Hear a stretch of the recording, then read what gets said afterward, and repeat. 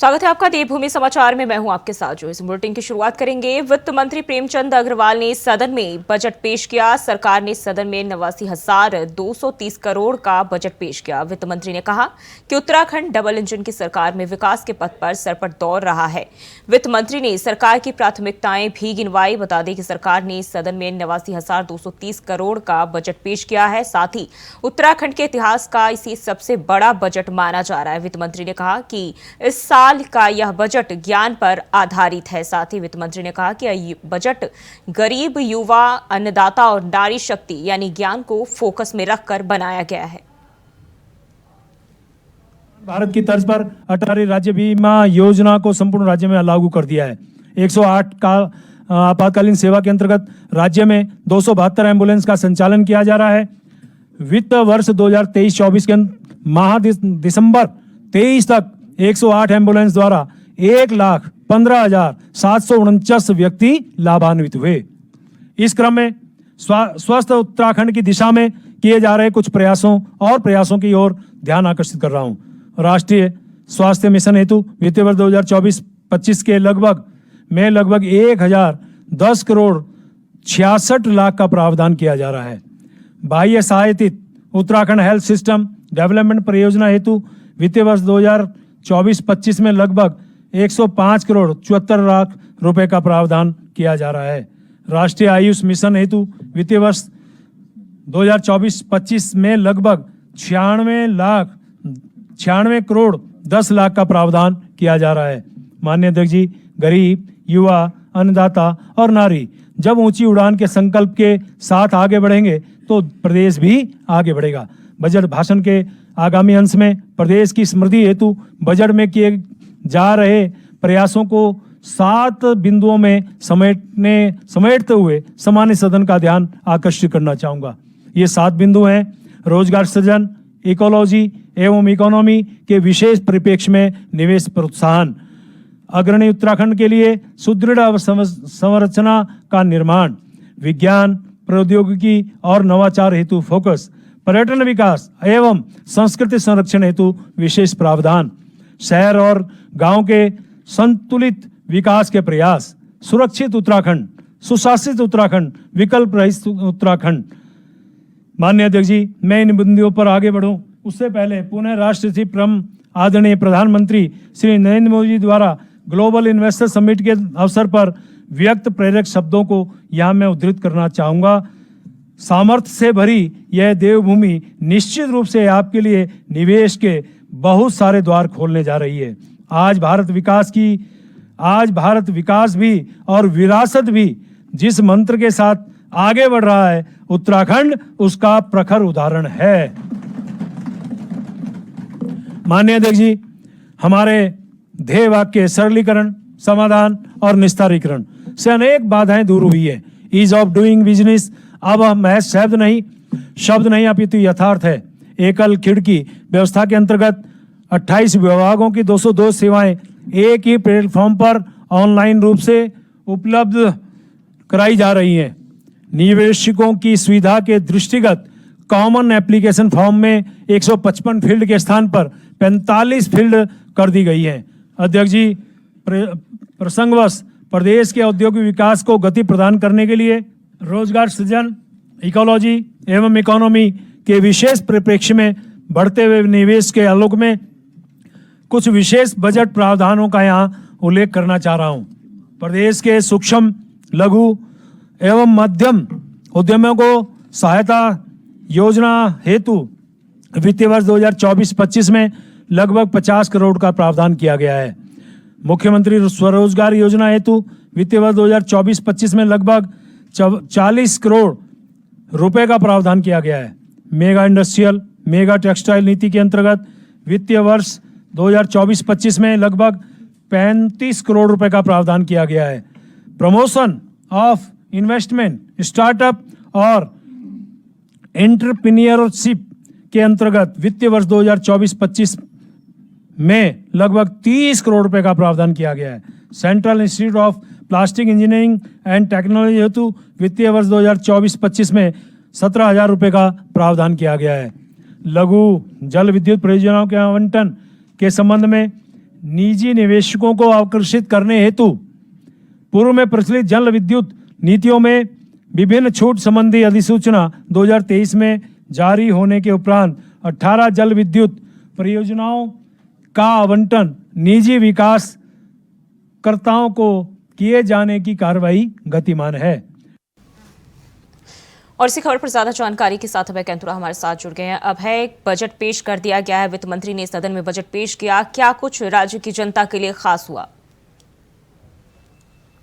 आज के इस बजट पे ये कह सकते हैं कि राज्य के लिए समावेशित बजट ये कहा जा सकता है। सबसे बड़ी बात ये है कि जिस प्रकार से उत्तराखंड सरकार ने जो वायदा जनता से किया था, चाहे वो यूसीसी का वायदा हो या फिर राज्य में विकास की योजनाओं को सरलीकृत करने का वायदा हो, वो वायदा पूरा होता हुआ अब तक इस बजट पर दिखा है। 90,230 करोड़ का बजट सरकार की तरफ से पेश किया गया और ये पिछली बार की तुलना में कहा जा सकता है कि बढ़ा हुआ बजट है। और इस बार सरकार ने जिस तरीके से इस बजट को पेश करने का काम किया तो इसे सरप्लस का बजट भी कहा जा सकता है। सरकार की कोशिश यही है, धामी सरकार की, कि राज्य में जो विकास की योजनाएं संचालित है उन योजनाओं को और बृहद रूप यहाँ पर दिया जा सके।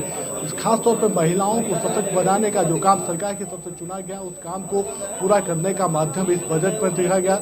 और इस बजट को पूरा करके राज्य सरकार महिलाओं के हित का बजट, राज्य के लिए सर्वांगीण विकास वाला बजट यहाँ पर बनाने की कोशिश कर रही है। धामी सरकार ने जो वायदा किया था उस वायदे की एक झलक इस बजट पर दिखती है, क्योंकि सरकार की तरफ से जो नवाचार और संस्करण की जो कोशिश यहाँ पर की गई है, उस बजट में उन सब चीज़ों को समावेशित करने का काम किया गया है। कोशिश यही है सरकार की कि बजट के माध्यम से जो विकास की रफ्तार है उस रफ्तार को और तेज किया जा सके। उत्तराखंड राज्य के लिए जो लक्ष्य सरकार ने चुना है, उस लक्ष्य की प्राप्ति के लिए सरकार कटिबद्ध है, प्रतिबद्ध है। और उसके लिए कोशिश यही है कि अब तक जो सरकार के जो प्रयास है, उन प्रयासों को इस बजट के माध्यम से और तेज करने का काम यहाँ पर किया जाएगा।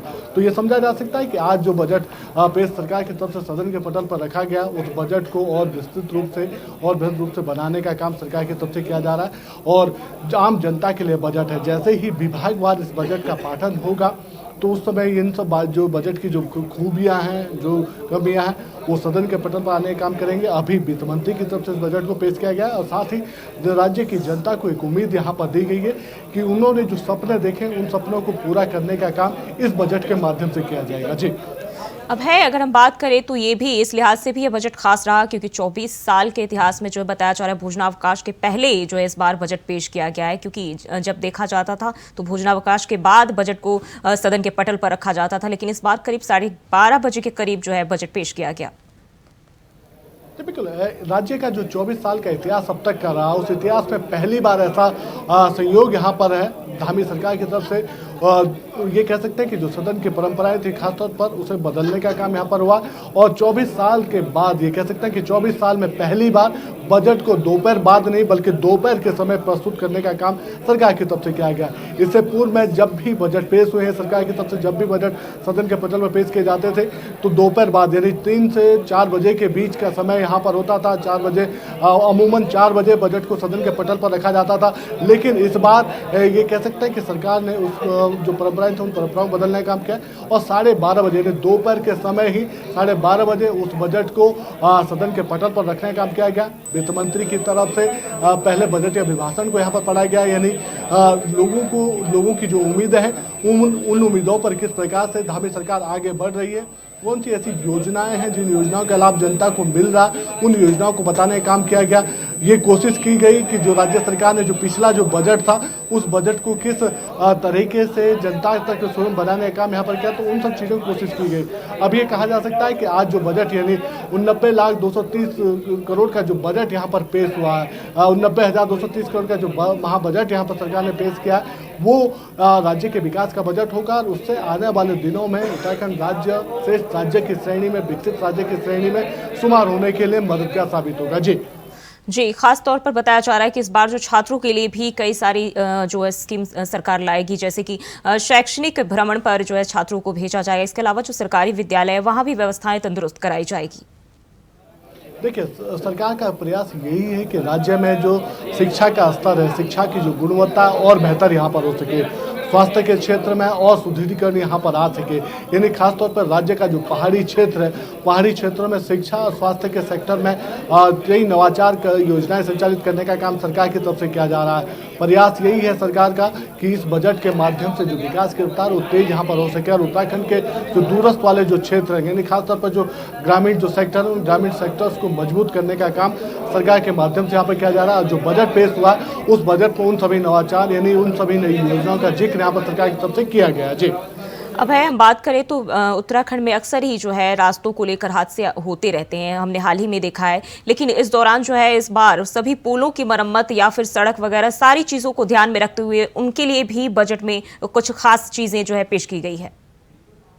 देखिए, सबसे बड़ी बात है कि सरकार इस समय बढ़ा हुआ बजट पेश करा है, महाबजट इसको कहा जा सकता है। पिछली बार की तुलना में इस बार भी कम से कम ये कह सकते हैं कि उसमें लगभग 2000 करोड़ की वृद्धि यहाँ पर की गई है। और ये कहा जा सकता है कि जो बजट इस समय सरकार की तरफ से उस पेश बजट में अभी तक की जो स्थिति रही है यानी अभी तक विभागवार बजट को बताने का काम नहीं हुआ, लेकिन इतना जरूर कहा जा सकता है कि जो बजट के अभिभाषण में जो वित्त मंत्री प्रेमचंद अग्रवाल ने जो बातें कही है उन बातों के माध्यम से स्पष्ट हो चुका है कि राज्य सरकार प्रदेश में विकास की रफ्तार को बढ़ाना चाहती है। उसके लिए जो सरकार की जो योजनाएं उन योजनाओं के लिए बजट की व्यवस्था यहाँ पर सरकार ने कर दी है। नई जो योजनाएं उन योजनाओं के लिए भी फंड की व्यवस्था यहाँ पर सरकार की तरफ से हो चुकी है। ऐसे में चाहे शिक्षा का क्षेत्र हो, चाहे स्वास्थ्य का क्षेत्र हो या रोजगार सृजन के अवसर हो, उन सभी में वृद्धि करने का काम सरकार की तरफ से किया जा रहा है। और अभी के जो माध्यम है उस माध्यम में अभी जो स्थितियां उन स्थितियों में कहा जा सकता है कि सरकार अपने रास्ते में अपने उद्देश्यों में सफल होती हुई भी नजर आई है। जी, ये भी बताया जा रहा है कि सभी जो है जिला मुख्यालयों में स्टेडियम बनाए जाएंगे। इसके अलावा सभी जिलों में स्वरोजगार के लिए भी जो रोजगार के लिए युवाओं को ध्यान में रखते हुए स्वरोजगार कार्यालय भी ओपन किए जाएंगे।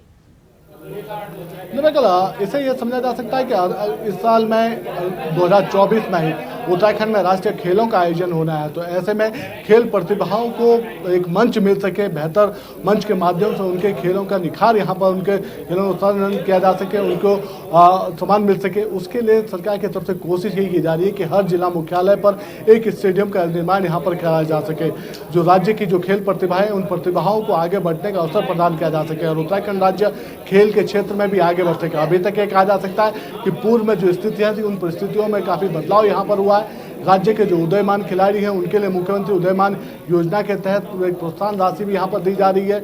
अभी तक जो ये कह सकते हैं कि जो खेलो इंडिया के तहत जो कार्यक्रम यहाँ पर हुए हैं, जो खेल के जो कार्यक्रम हुए उनके में अनूठपूर्ण प्रतिभाएं देखने को मिली है। यानी होनहार जो प्रतिभावान जो छात्र हैं या युवा हैं वो आगे चलकर आ सके, उसके लिए व्यवस्था यहाँ पर की जा रही है। इसके अलावा जिला स्तर पर उन सभी चीज़ों के लिए व्यवस्था यहाँ पर यानी खेल विभाग की तरफ से भी कोशिश यही है उत्तराखंड राज्य को कैसे श्रेष्ठ राज्य बनाना है, उसके लिए हर विभाग का सहयोग जरूरी है। हर विभाग के जो अधिकारी या जो योजना हर विभाग संचालित हो रही है उन योजनाओं का इम्प्लीमेंट धरातल पर अच्छे से हो सके, उसके लिए प्रयास यहाँ पर किए जा रहे हैं। जी, अब है अगर हम महिलाओं की बात करें, किसानों की बात करें तो इनके लिए इस बजट में क्या सौगात जो है सरकार की ओर से पेश किया गया है?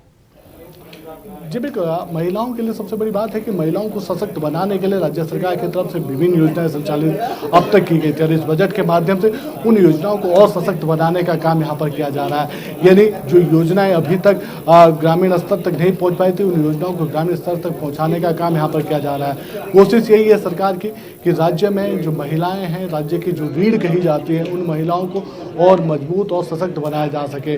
उसके लिए चाहे लखपति दीदी योजना का माध्यम हो, महिला सहायता समूह के आधार हो या फिर दूसरे ग्रामीण स्तर पर जो महिलाएं काम कर रही है, चाहे उनके लिए चारे की व्यवस्था, उन चारे के माध्यम से उनके आर्थिकी को मजबूत करना हो, चाहे जो दूसरी योजना है चाहे महिलाओं को महिला सहायता समूह के माध्यम से ऋण, छोटे छोटे ऋण उपलब्ध कराने का हो, उन सभी के माध्यम से महिलाओं को सशक्त बनाने का काम यहाँ पर किया जा रहा है। तो कोशिश धामी सरकार की यही है कि राज्य का हर सेक्टर मजबूत हो, विकास की जो रफ्तार वो तेज हो सके और खासतौर पर युवा, महिलाएं और बुजुर्ग उनको योजनाओं का लाभ यहाँ पर मिल सके, ऐसा प्रयास धामी सरकार ने किया है। जी अब है बहुत बहुत शुक्रिया जानकारी साझा करने के लिए। और बढ़ते हैं आगे, खबर देहरादून से है जहां मुख्यमंत्री पुष्कर सिंह धामी से मुख्यमंत्री आवास में अन्य पिछड़ा वर्ग आयोग के पूर्व अध्यक्ष अशोक वर्मा ने मुलाकात की। साथ ही एडवोकेट शिवा वर्मा ने भी सीएम धामी से भेंट की। इस मौके पर विधायक खजान दास भी उपस्थित रहे। तो एडवोकेट शिवा वर्मा ने भेंट की है और राजपुर विधायक खजान दास ने भी सीएम धामी से मुलाकात की है। सीएम आवास पर यह मुलाकात हुई है और पिछड़ा वर्ग आयोग के अध्यक्ष ने सीएम से मुलाकात की है।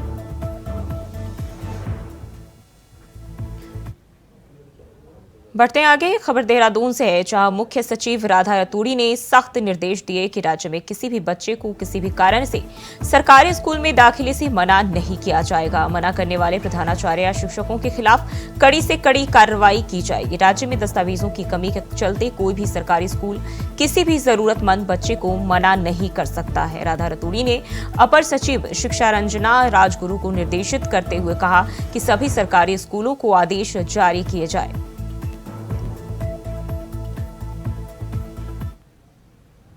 और रुकते हैं एक छोटी सी ब्रेक के लिए, फौरन हाजिर होते हैं।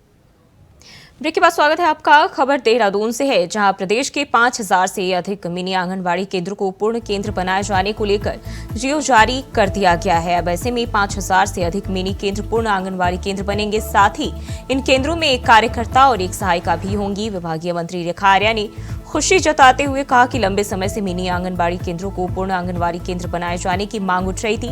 ऐसे में अब राज्य के 5000 से अधिक मिनी केंद्रों को पूर्ण आंगनबाड़ी केंद्रों के रूप में स्थापित किया जाएगा। आगे उन्होंने कहा कि मिनी आंगनबाड़ी केंद्रों के उच्चीकरण होने से हमारी बहनों की भावनाओं का सम्मान हुआ है। देखिए, आज बहुत ही खुशी का दिन है कि हमारी मिनी आंगनबाड़ी कार्यकर्ती बहनों की भावनाओं ने आज आकार लिया है। और आज जो माननीय मुख्यमंत्री जी के आशीर्वाद से और केंद्रीय मंत्री स्मृति ईरानी जी के सहयोग से हमारी प्रदेश की मिनी आंगनबाड़ी केंद्र जो है वो उच्चीकृत होने के शासनादेश जो है वो निर्गत हो गया है। निश्चित रूप से प्रदेश की 5115 मिनी आंगनबाड़ी केंद्र जो है वो अब आंगनबाड़ी केंद्र के रूप में जाने जाएंगे और हमारी मिनी आंगनबाड़ी बहनें अब वो आंगनबाड़ी कार्यकर्ती के रूप में अपनी भूमिका निभाने का काम करेंगी। मैं उनको बहुत बधाई देती हूँ, बहुत शुभकामनाएं देती हूँ और ये गर्व के साथ कह सकती हूँ कि मेरी सरकार यानी कि धामी जी के रूप में हमारे माननीय मुख्यमंत्री जी और उनकी बड़ी बहन होने के नाते मैं स्वयं जो कहती हूँ वो करती हूँ, वह करके दिखाया है।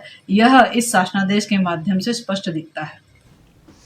और देहरादून से बड़ी खबर सामने आ रही है। लोकसभा चुनाव की तैयारियां तेज। बीजेपी ने घोषित किए विधानसभाओं के संयोजक और प्रभारी। 70 विधानसभा क्षेत्रों में संयोजक और प्रभारी घोषित।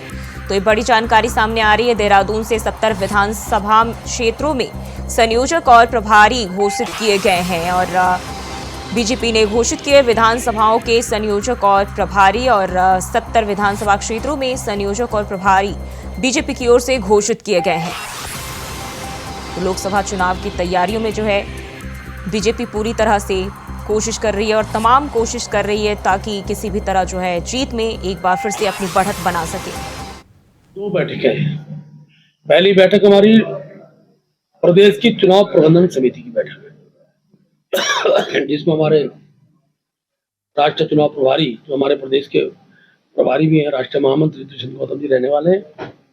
उसका 3 बजे हम लोग अपने राज्य का पार्लियामेंट्री बोर्ड बैठाएंगे। तो हमने ऑब्जर्वर बना के भेजे थे, उनके द्वारा नाम की संस्तुति आएगी, उनको हम स्टेट पार्लियामेंट्री बोर्ड में रखेंगे और सेंट्रल पार्लियामेंट्री बोर्ड को हमारे यहाँ से नाम चले जाएंगे। उसका सेंट्रल पार्लियामेंट्री बोर्ड बहुत जल्दी हमारे यहाँ लोकसभा के प्रत्याशी की घोषणा करेंगे। और रुक करते अगली खबर की ओर। देहरादून में मुख्यमंत्री पुष्कर सिंह धामी ने प्रदेश में बाघ और तेंदुओं के हमले की बढ़ती घटनाओं पर एक्शन लिया। सीएम ने वन विभाग के अधिकारियों को तलब किया। वहीं wild life warden Sameer Sinha को सख्त निर्देश दिए। कहा कि चीफ वाइल्ड लाइफ अधिकारी को फील्ड में जाकर नजर रखनी होगी। साथ ही मुख्यमंत्री ने वन विभाग के अधिकारियों के विदेश दौरों पर भी रोक लगाई।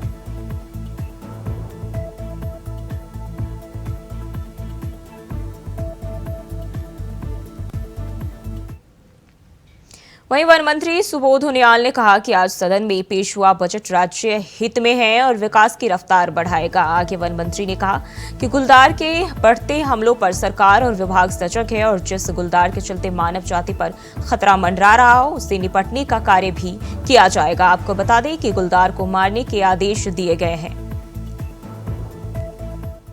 एक परिकल्पना माननीय प्रधानमंत्री जी की भी है कि 21वीं सदी का तीसरा दशक उत्तराखंड का होगा। उसके हिसाब से हम लोग अपना बजट की तैयारी कर रहे हैं और समझता हूँ ये बजट राज्य के लिए बड़ा विकासोन्मुखी बजट होगा।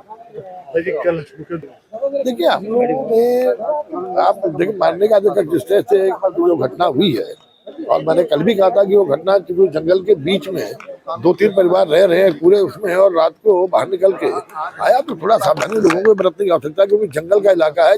आगे जंगली जानवर जंगल में तो रहेगा ही, लेकिन उसके लिए मारने के आदेश दे दिए गए हैं। और इसके अलावा कई एहतियात के तौर पर हम लोग कई नई नवाचार भी इसमें कर रहे हैं, ताकि इस तरह की घटनाओं को रोका जा सके।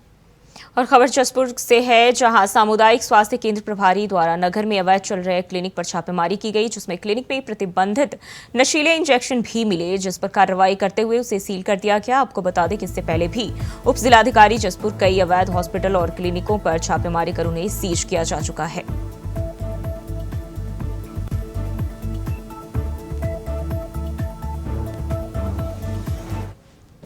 कि यहाँ पर एक अवैध क्लिनिक चल रहा है। आज हमने अपनी टीम के साथ यहाँ पे छापा मारा तो पता लगा कि यहाँ पे अंदर बाहर कोई बोर्ड नहीं है, कुछ नहीं है। उसके बावजूद अंदर यहाँ पे काफ़ी मात्रा में दवाइयाँ हैं। अंदर लेबर टेबल पड़ी हुई है, ओटी के सामान है और उससे रिलेटेड काफ़ी सामग्री यहाँ पे पाई गई है। और इसमें जो है मेन ये है कि NDPS के अंतर्गत जो प्रतिबंधित दवाइयाँ हैं वो भी यहाँ से मिली हैं। और खबर देहरादून से है, जहां मुख्यमंत्री पुष्कर सिंह धामी ने सिनर्जी अस्पताल पहुंचकर वहां भर्ती आबकारी सचिव हरिचंद सेमवाल का हालचाल जाना और उनके जल्द स्वास्थ्य लाभ की कामना की। सीएम ने चिकित्सकों से भी सेमवाल के स्वास्थ्य की जानकारी ली।